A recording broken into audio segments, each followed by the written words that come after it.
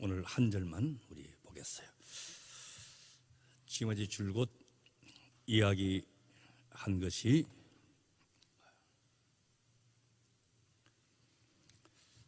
지금 우리는 진노 아래 있지 아니하고 은혜 아래 있다. 이 말은 죄의 지배하에 있지 아니하고 은혜가 나를 다스린다. 귀가 따갑도록 반복해서 들으셨어요. 죄의 종로로 하지 아니하고 은혜가 나를 다스린다. 다 믿으시죠? 손대지 마. 금방 괜찮이 되었습니다. 손대지 마세요 이제. 진노 아래에서 사망의 형벌이었지만 지금은 예수 그리스도의 구속으로 말미암아 생명과 영광에 있다는 것이. 자, 이게 이제 로마서 오늘 7장에서 죄에 대해서는 죽고 의에 대해서 살았다. 남편 있는 자가 남편이 살아있는 동안에는 남편에게 매여 있다가 남편이 세상 떠나고 나면 남편의 법에서 다 벗어나게 되었다. 이걸 이제 말씀하셨어요. 재미있는 이야기 하나 해요. 네.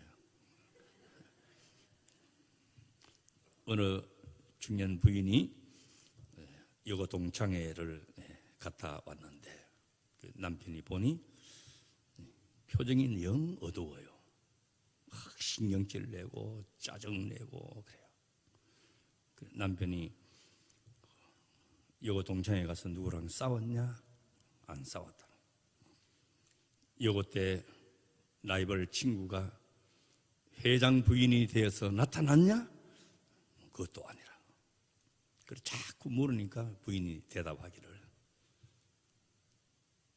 영감 살아있는 사람이 나밖에 없잖아. 그래 하더라는 거예요. 아이고, 나도 살아있는 게 얼마나 감사한 말. 죄에 대하여 죽고 의에 대해서 살았다. 그 율법에 대해서 죽었다. 이 표현을 쓴 거예요. 그 율법에 대하여 죽었고 이제는 예수 그리스도와 연합하였다. 이걸 이제 지난 시간에 제가 말씀을 드렸어요. 자, 오늘은 이 7절에서 4절 한 절에서 그렇다면 이것이 왜 필요하냐? 이걸 이제 살펴보려고 하는 것이. 자, 우리의 신앙생활 구원에 관해서 생각할 때 이런 걸 보면 이제 저도 그렇고 여러분들도 그런데 정말 성서적이라기보다도 율법적인 면을 상당히 많이 생각을 해요. 그래서 왜 그런가 하니까 우리 인간의 본성 안에는 저도 그렇고 여러분이 다 그렇습니다만은 우리가 무엇을 얻는다고 할 때는 당연히 내가 노력을 하고 수고하고 애쓰고 힘써야 얻는다. 이 생각을 많이 가지고 있어요. 또 실제 그래야 얻을 수가 있고. 그런데 세상 일이 그렇지 세상 일은 노력하고 애쓰고 힘쓰고 수고해서 얻는 것이 맞아요. 그러나 구원에 관해서는 그렇지 않다는 것이에요. 어느 장로님 권사님이 이제 좋은 아파트가 있는데도 이제 전원주택을 지었어요. 뒤에 산이 있고 아주 경치 좋고 공기 좋고 조용한데. 그래 이제 텃밭에서 이것저것 심고 이렇게 하는 게 너무너무 재미있거든요. 그 소일거리로. 그리고 금년에는 제가 직접 들은 이야기예요. 그 땅콩을 막 다시 텃밭에 땅콩을 심었답니다. 그 생전제 땅콩을 이제 캐보니까 그 땅콩이 주렁주렁 달려지는 게 얼마나 신기해요. 그 땅콩을 이제 다 따가지고 이제 주일날 새벽에 자리를 깔고 땅콩을 널었답니다. 그 짠디밭 널어놓고 교회를 갔다 왔어요. 그 교회 가서 저녁에 오니까 땅콩이 하나도 없더래. 이거 어떻게 된 거냐? 그래 보니까 산 밑이니까 까마귀, 다람쥐, 청설모 이런 것들이 그냥 대목을 만나는 거야. 그냥 뭐 누가 쫓는 사람도 없지 주인도 없지 그냥 다 물어가고 다 까먹고는. 이런 다람쥐는 그냥 먹는 게 아니에요. 가져가서 저장을 해요. 겨울에 먹으려고. 그럼 땅콩 농사 중에 하나도 없더라고. 그래 보니까 몇 개 남았는데 그래도 몇 개는 안 가져갔네 하고 보니까 그거는 죽정이더래. 죽정이. 이런 새들이나 다람쥐도 기가 막히게 알아요. 죽정이는 손 안 대는 거예요.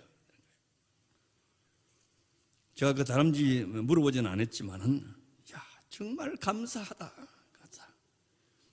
우리를 위해서 마당에 이렇게 준비해 주셨구나 하고는 이제 다 먹어간 거예요. 우리가 수고하고 노력하고 땀 흘려야 얻을 수가 있습니다. 자, 그렇다 보니까 이 원리를 신앙생활이나 영적인 생활에도 자꾸 적용을 한다는 거예요. 물론 우리가 신앙 안에서 수고와 노력이 많이 필요합니다. 뭐 새벽기도 나오는 거, 또 이렇게 예배 나오는 거, 봉사하는 거, 또 헌금만 드리는 거, 하다못해 뭐 김장하고 수고하고 노력이 많이 필요하죠. 그러나 구원의 원리, 은혜의 원리에서는 이런 노력이나 행위로 출발해서 얻는 것이 아니라 하는 것이. 로마서 7장, 오늘 이제 7장 1절, 2절, 3절, 4절인데 오늘 이제 세 번째 시간인데, 율법으로 구원하는 것이 아니다. 이 사실을 분명히 이제 말씀드렸는데, 이 사실을 우리가 좀 더 깊이 알아봐야 돼요. 이제 본문 4절 다시 한번 읽어보겠어요. 자막에 나오는 것으로 보겠어요. 그러므로 내 형제들아, 너희도 그리스도의 몸으로 말미암아 율법에 대하여 죽임을 당하였으니 이는 다른 이 곧 죽은 자 가운데서 살아나신 이에게 가서 우리로 하나님을 위하여 열매를 맺게 하려 함이라 그랬어요. 여기 이제 한 세 가지 정도 의미가 담겨져 있는데, 율법에 대해서 죽었다. 옛것에 대해서 죽었으니, 옛것이라고 하는 것은 단절되었다고 하는 것이에요.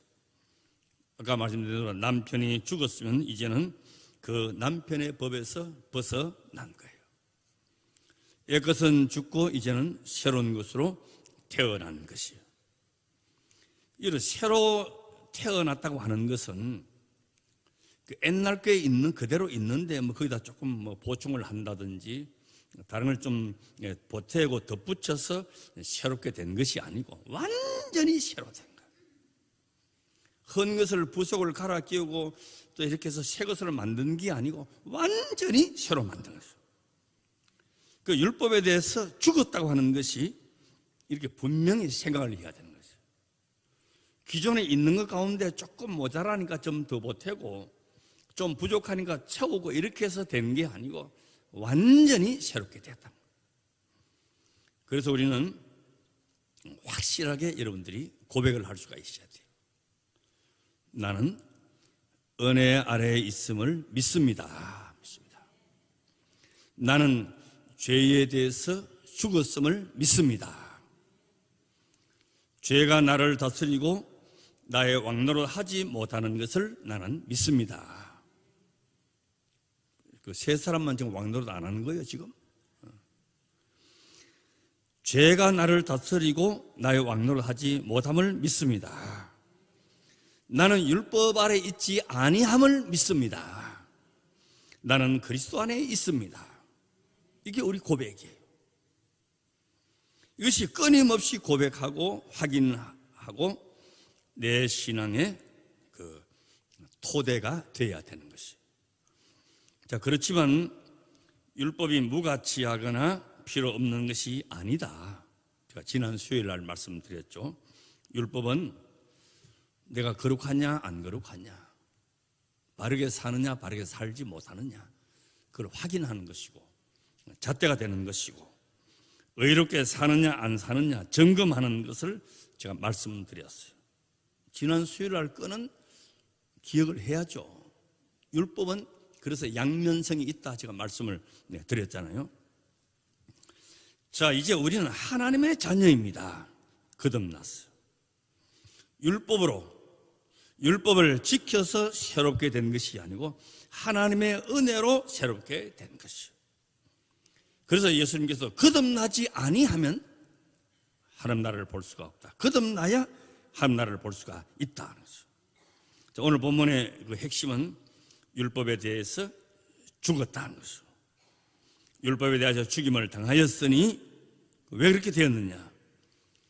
죽은 자 가운데서 살아나신 이에게 가서, 첫째는 율법에 대해 죽었다. 두 번째는 죽은 자 가운데 살아나신 이에게 간다. 이 간다고 하는 것은 이제 연합을 말하는 거예요. 좀 뒤에 말씀드리겠어요. 또 세 번째는 우리가 하나님을 위하여, 우리로 하나님을 위하여 열매 맺게 하려 함이라. 율법에 대해 죽었고 그와 연합했고, 세 번째는 열매 맺게 하였고, 요 4절 안에 그 세 가지 의미가 있는 것이, 내가 부정성을 채우고 뉘우치고 개과천선을 해서 내가 하나님을 선택한 것이 아니고 하나님의 자녀로 새롭게 만들어낸 존재가 되었다 하는 것이죠. 이게 성도예요. 우리는 하나님의 자녀 된 거, 믿음으로 이롭게 된 거, 그리고 부활을 우리가 믿어요. 그런데 무엇에 대해서 죽었느냐? 죄에 대해서 죽었다. 하나님과 멀리 있던 우리가, 하나님과 불화했던 우리가 우리 스스로 구원을 만들어낼 수가 없는데, 그리고 율법으로도 의롭게 될 수가 없는데 하나님의 은혜로 새롭게 되었다. 하나님이 세상을 이처럼 사랑하사 독생자를 주셨으니, 우리가 사랑해달라고 애원한 것도 아니고 독생자를 보내달라고 탄원한 것도 아니고, 하나님이 우리가 알지 못할 때에 그리스도께서 나를 위해서 죽으시고 이처럼 사랑해 주셨어요. 하나님의 은혜로 새롭게 되었다. 새로 태어났다는 것이. 고린도후서 5장 14절에서 17절 한번 보겠어요. 다 같이 자막 보시고 다 같이 읽어보겠습니다. 그리스도의 사랑이 우리를 강권하시는도다. 우리가 생각건대 한 사람이 모든 사람을 대신하여 죽었은즉 모든 사람이 죽은 것이라. 저가 모든 사람을 대신하여 죽으심을 산자들로 하여금 다시는 저희 자신을 위하여 살지 않고 오직 저희를 대신하여 죽었다가 다시 사신 자를 위하여 살게 하려 함이니라. 그러므로 우리가 이제부터는 아무 사람도 육체대로 알지 아니하노라. 비록 우리가 그리스도도 육체대로 알았으나 이제부터는 이같이 알지 아니하노라. 그러니 누구든지 그리스도 안에 있으면 새로운 피조물이라. 이전 것은 지나갔으니 보라 새 것이 되었도다. 이전 것은 지나갔다. 새 사람이 되었다. 새 사람은 누구와 연합? 하나님과 연합. 누구를 향해서? 하나님을 향해서. 누구 안에? 예수 안에. 새로운 사람이 영역이 달라지고 위치가 달라진 것이죠. 자, 이런 것을 한번 생각해 볼 수가 있겠어요. 자, 우리 여기서 서울을 가려면 평택 나가서 고속도로 진입해서 서울 쪽으로 올라가죠. 근데 왼쪽으로 가서 이렇게 돌아 서울로 가야지, 이렇게 가버리면 부산 가는 거예요. 이렇게 돌아서 서울로 올라가는 거예요. 그러면 수원서 서울 가는 것도 마찬가지죠. 경부고속도로 올라가야 돼요. 그러면 수원하고 평택하고 서울이 어디가 더 가까워요? 수원이 더 가깝죠. 자, 근데 나는 평택에서 고속도로 올라가서 이제 서울 쪽으로 올라갑니다. 그 서울에 있는 사람은 수원에 있는 사람은 서울 간다고 가는데 대전 쪽으로 내려온 거예요. 지금은 분명히 수원에 있는 사람이 서울이 더 가깝지만 잠시 잠깐 뒤면 수원에 있는 사람은 갈수록 서울하고 멀어지는 것이고, 평택에서 올라가는 사람은 갈수록 서울이 가까워지는 거예요. 운전을 아무리 잘하고 달려도 방향이 잘못되면 멀어지는 거예요. 이 말은 무슨 말인가 하니까 이 방향성이 얼마나 중요한가. 자, 그러니까 성도는 어디에 있든지, 멀리 있든지 가까이 있든지 또 고난 중에 있든지 어디에 있든지 은혜의 자리로 가는 거예요. 왜? 그쪽으로 가니까. 지금은 멀지만은 갈수록 하나님의 은혜의 자리에 가까이 가는 거예요. 지금은 슬프고 고난 가운데 있지만은 주님의 은혜의 자리에 기쁨과 행복으로 나아가는 거예요. 지금은 그늘진 데 있지만은 주님께로 계속 나아가니까 광명과 생명의 자리로 나아가는 것이. 은혜의 자리로 가고야 말 것이요. 슬픔이 있어도 낭패와 실망을 당한 뒤에라도 예수께로 가는 거예요. 아무리 열심히 살고 부지런히 뛰어도 방향이 잘못되면 딴 곳으로 가고 마는 거예요. 우리는 주님을 향해서 나아가면 지금은 멀리 있어도, 지금은 내가 고난 가운데 있어도, 지금은 어려운 일이 있어도 결국은 은혜의 자리로 가는 거예요. 그래서 믿는 자는 합력하여 선을 이루느니라 그런 거죠. 세상 사람들은 아무리 착하게 살고 법 없이 산다고 하더라도 결국은 멸망의 자리로 가는 거예요. 왜 가냐? 지금 그 방향으로 가고 있으니까. 여러분, 무너지는 것 위에 서 있으면요, 내가 아무리 다리가 튼튼하고 내가 정신을 차려 서 있다도 무너질 때 같이 무너지는 거예요. 그 뉴스 보니까 부산 해운대에 그 번지 점프대를 만든답니다. 그 뭔지 아시죠? 높은 데 올라가지고 그 뛰어내리는 거예요. 그 밑에가 이제 바다일 수도 있고 계곡일 수도 있고. 제가 뉴질랜드 가니까 큰 계곡 사이에 이 다리가 지나가는데 그 다리 위에 번지 점프대를 만들어 놨어요. 그 밑에는 막 천길 낭떠러지고 계곡이 까마득해요. 고소공포증이 있는 사람은요, 거기 서서 내리만 봐도 성인 기저귀를 차야 돼요.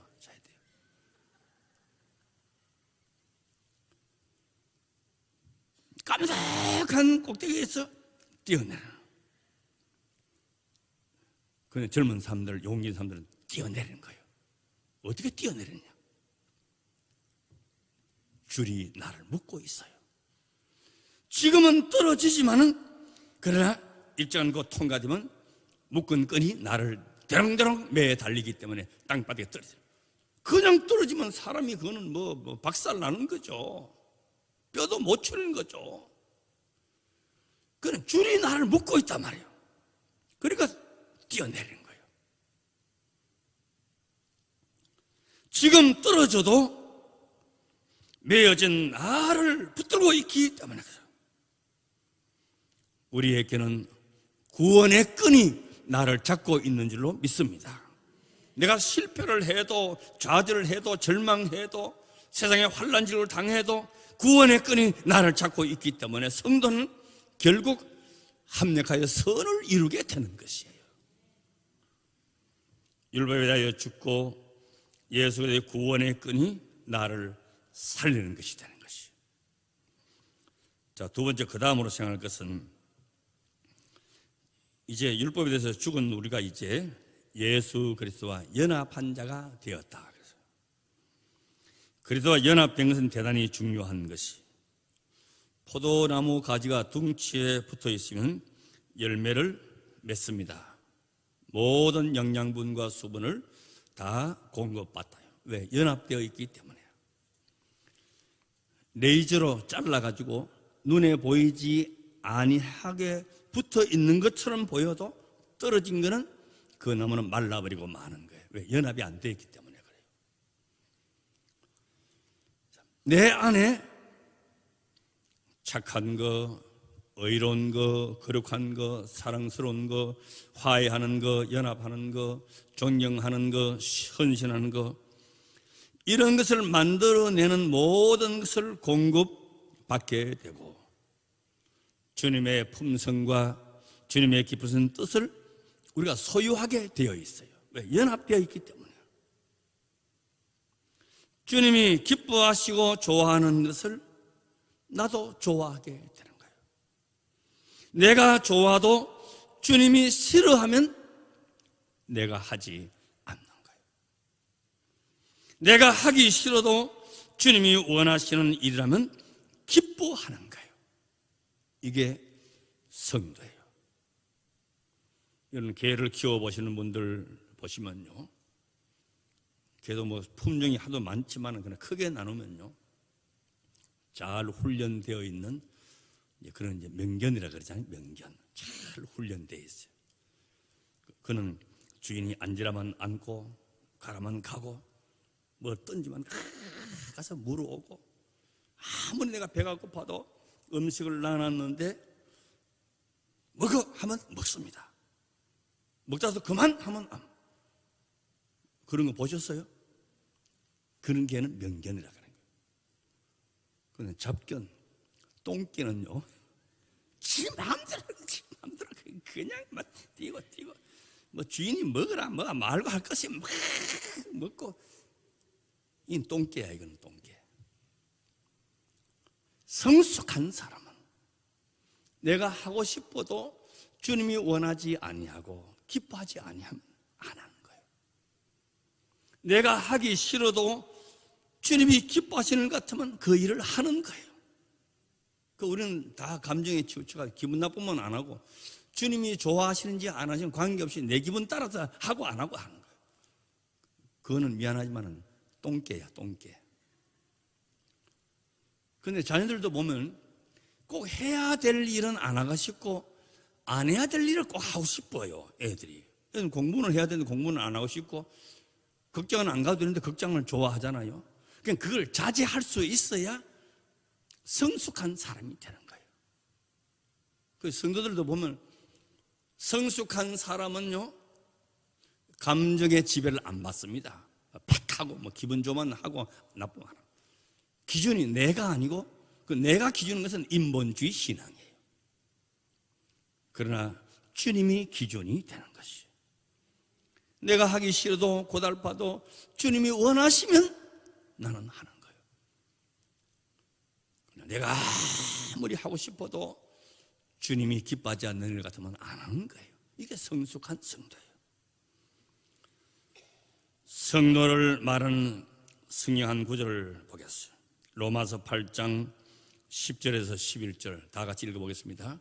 또 그리스도께서 너희 안에 계시면 몸은 죄로 인하여 죽은 것이나 영은 의를 인하여 산 것이니라. 예수를 죽은 자 가운데서 살리신 이의 영이 너희 안에 거하시면, 그래서 예수를 죽은 자 가운데서 살리신 이가 너희 안에 거하시는 그의 영으로 말미암아 너희 죽을 몸도 살리시다. 나는 예수 안에 있음을 믿습니다. 예수님은 내 안에 계십니다. 나와 예수님은 하나입니다. 뗄 수가 없어요. 너희가 너희 것이 아니라 성령의 전이 아니냐 그랬어요. 우리는 우리 것이 아니라 그랬어요. 하나 된 우리가 주님을 떠날 수가 없고 벗어날 수가 없어요. 빌립보 1장 20절 21절 한번 더 보겠습니다. 다 같이. 나의 간절한 기대와 소망을 따라 아무 일이든지 부끄럽지 아니하고 오직 전과 같이 이제도 온전히 담대하여 살든지 죽든지 내 몸에서 그리스도가 존귀하게 되게 하려 하나니, 이는 내가 사는 것이 그리스도니 죽는 것도 유익함이니라. 성도에게는 살아도 주를 위하여 살고 죽어도 주를 위하여 죽는 자요, 사나 죽으나 그의 몸에서 그리스도를 존귀하게 하는 것이다. 우리는 사나 죽으나 나를 위해서 살고 죽으나 사나 나를 위해서 사는, 그렇게 살고 있는 거예요. 그래도 연합된 자는 살아도 주를 위해서 살고 죽어도 주를 위해서 죽나니 사나 죽으나 그 몸에서 그리스도를 존귀하게 여긴다. 우리의 삶이 그렇게 되시기를 바랍니다. 자, 그래서 세 번째 4절 끝에 하나님을 위하여 열매를 맺히게 하려 함이라. 그래서 연합하면 열매 맺는 삶이 시작되는 것이. 그래서 예수님께서도 그 나무는 열매를 보아서 안다 그랬어요. 가시나무에서 찔리는 가시는 있지만 열매는 결코 맺을 수가 없는 거예요. 가시나무에는 포도가 맺히고 무화과가 맺힐 수가 없는 것이요. 제가 그 카톡을 하나 받았는데 하도 좋은 말이라서 많이 보냈는데, 이런 가시나무 치고 아름드리 나무가 없답니다. 가시나무 치고 제목으로 쓸 것이 없답니다. 뗄 거면 쓰지만, 가시는 찌르는 것은 찌르지만 남을 감싸거나 남을 위하거나 연합은 하지 못하고 자꾸 찌르니까 누가 그 가까이 가겠어요? 가시나무가 아름드리 가시나무 봤냐? 없어요. 가시나무는 다 몹쓸 것만 있어요. 엉겅기에서 가시나무에서 포도를 따고 무화과를 딸 수가 없는 것이, 좋은 나무는 반드시 좋은 열매를 맺게 되어 있어요. 입술의 열매, 그 손의 열매, 그 말하는 거, 생각하는 거 다 보면, 열매를 보면 그 나무를 알 수가 있는 것이요. 아무리 나는 좋은 나무다 해봐야 소용이 없어요. 무화과가 맺히고 사과가 맺히고 포도가 맺혀야 좋은 나무지, 아무리 내가 좋은 나무다 해도 가시가 있으면 그는 좋은 나무가 될 수가 없는 것이에요. 이거 제가 어릴 때 보면, 감나무는 감나무인데 고염나무라고 하는, 우리 시골에서는 고염이라는데 그걸 뭐라 하는지 모르겠어요. 감은 감인데 꼭 도토리만 요만해요. 그거 보셨어요? 감은 감인데 고염이야. 씨만 잔뜩 들었고, 그건 먹어봐야 막 뜰고 막, 이거는 먹지도 못해요. 그래도 감이야 그게. 그 고염이라 그러는데, 이 고염나무는요 10년 20년 아무리 오래 돼봐야 고염만 맺히지 그 좋은 뭐 감이 안 맺혀요. 그걸 잘라버리고, 돌감나무는 잘라버리고 좋은 나무, 감나무가 접붙임을 받으면 좋은 나무가 감이 열리는 거예요. 뭐 대봉도 열리고 큰 감이 맺혀져요. 접붙인다고 하는 것은 연합을 말하는 것이에요. 나는 죽고 내 안에 예수 사는 거예요. 나는 낮아지고 예수 높아지는 것이에요. 나는 헌신하고 예수님이 영광 받으시는 것이에요. 열매를 봐서 그 나무를 안다 그랬어요. 우리는 율법의 연합에서 죽고 이제는 주님과 연합한 자가 된 줄로 믿습니다. 열매를 보면 나무를 압니다. 큰 배를 보면 배나무에서 나왔지 가시나무에서 나올 수가 없어요. 아름다운 그런 제도 향기 나는 그 밀감, 천리향, 이걸 보면 탱자나무에서는 그는 딸 수가 없어요. 사과를 보면 사과나무를 알 수가 있어요. 내게 무슨 열매가 있느냐? 예수님께서 열매 없는 나무는 베어버리라 그랬어요. 도끼가 이미 나무 뿌리에 놓였으니, 얼마나 무서운 말씀. 성도의 기본적인 생활 속에서 열매가 있어야 된다는 것이에요. 저는 늘 기도할 때마다 그런 생각을 해봐요. 하나님, 이 민족을 저에게 주시옵소서. 세계 열방을 그리스도께로 돌아오게 하옵소서. 이런 기도는 모세나 엘리야가 할 수 있는 기도예요. 물론 우리도 그런 기도는 할 수 있지만 소박하게, 하나님, 제가 하나님의 자녀입니다. 하나님께서 내게 합당한 열매를 맺게 해 주시옵소서. 기본에 충실한 성도가 되게 하여 주옵소서. 이런 기도가 합당하지 않느냐? 열방을 주시고 민족을 주시고 세계를 주시고 살든지 죽든지 이것도 중요하지만 실천이 중요한 거예요. 하나님 이 땅에 고아들을 돌보게 하시고 어려운 사람들을 막 돌아보게 하시고 그런 기도 필요하지만 하나님, 적은 도시락 하나라도 내 손으로 전해줄 수 있게 되는, 주님께서 그런 걸 원하지 아니하실까? 내가 할 수 있는 것으로 하나님께서 영광 받으시는 것이에요. 우리가 나가서 전도할 때도 예수 천당 불신종 외치고 그렇게 하는 것도 있지만은 만나는 이웃 사람들에게 우리 교회는 참 좋아. 우리 교회 영아부나 유치부나 초등부 아이들 맡으면 잘 돌본다고 자랑 한마디 할 수 있는 거예요. 우리 교회 목사님이 저렇게 꼬장꼬장해 보이지만은 알고 보면 좀 괜찮다고 비웃는 분도 있지만은 그렇게 말하는 거예요. 나는 교회 가면 참 기뻐. 예배 드리면 마음이 편안해. 이 한마디 할 수 있는 것이 주님의 영광을 위한 것이라는 말씀이에요. 뭐 열방을 주시고 세계를 주시고 얼마나 사람이 높아졌느냐, 얼마나 많이 가졌느냐, 이런 것으로 절대 하나님이 영광 받으시지 않는 것이에요. 나는 예수님 때문에 참 행복하다고, 기쁘다고. 이 자랑, 이것이 얼마나 소중하냐 하는 것이. 오늘 본문은 우리가 받은 구원의 내용을 이제 세 가지로 설명했는데, 내 인생 속에서 하나님의 영광이 다 드러나고 소박한 내 적은 열매 가운데서도 주님이 영광 받으실 수 있게 되시기를 주의 이름으로 축원합니다. 아멘.